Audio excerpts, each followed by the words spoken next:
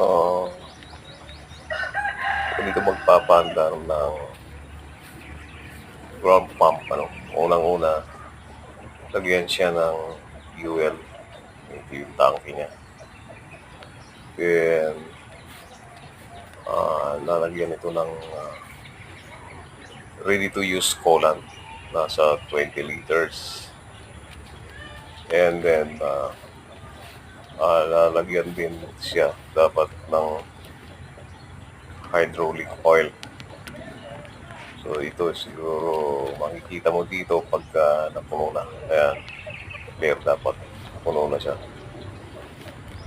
And then, pagkatapos yan, punta ka dito sa switch dito, knife switch sa battery. I-on mo siya. Yun. So, after that, so switch mo yung susi. Ayan. Ayan, may umilaw siya doon. May indicator doon. And then dito sa kanyang electrical panel, switch mo itong breaker na to. Ito, dalawa.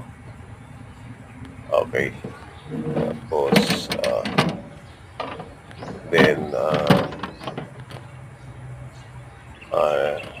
switch mo din ito, emergency switch. Yan, umilaw na. After that, mayroon itong remote control. Napapaandar na siya sa remote control. Ito, switch mo yung ignition switch.